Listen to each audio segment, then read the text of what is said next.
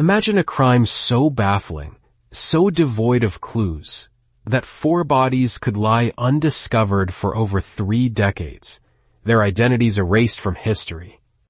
This is the chilling reality of the Bear Brook Murders, a case that haunted New Hampshire until a revolutionary science finally broke its silence. Our story begins in November 1985, deep within Bear Brook State Park, New Hampshire. A hunter stumbled upon a 55-gallon barrel, its grim contents hidden within. Inside, investigators found the decomposed bodies of an adult female and a young girl wrapped in plastic, victims of unspeakable violence. 15 years later, in May 2000, another barrel was discovered just yards away, revealing 2 more young girls, completing the tragic Allenstown 4. For decades, these 4 individuals remained nameless, their lives brutally cut short, their identities a persistent, haunting question mark for law enforcement. Initial investigations were exhaustive but fruitless. Without missing persons reports matching the victims, detectives faced an impossible puzzle. The bodies were simply known as Bear Brook Jane Doe #1, #2, #3, and #4. The technology of the era offered little hope for identification, and the trail went cold. But the story didn't end there. As forensic science advanced, so did the hope for answers.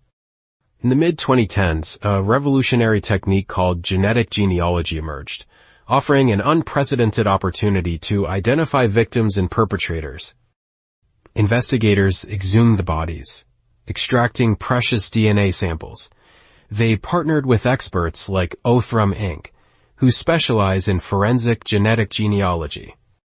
By uploading the DNA profiles to public genealogy databases, they began searching for distant relatives, building family trees backward and forward in time.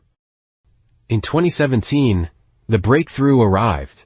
The adult female in the barrel was identified as Marlise Elizabeth Honeychurch, who vanished in 1980. Alongside her was her daughter, Marie Elizabeth Vaughn. The 2 other girls were also identified as Marlise's children, one of whom was adopted by her then-boyfriend.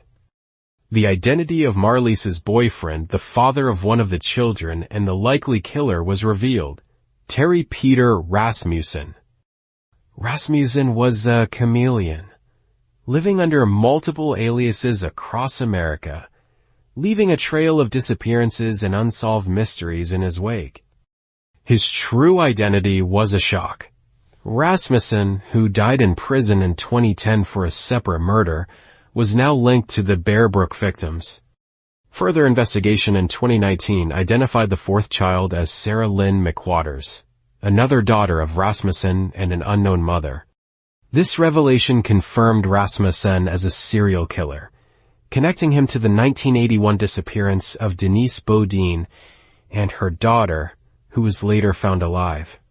The Bear Brook Murders case, initially discovered in 1985 and 2000, was officially solved in 2017 with the identification of Marlise and Marie, and then Sarah in 2019. Today, Rasmussen is suspected of many more crimes, and the search continues for other potential victims across the country.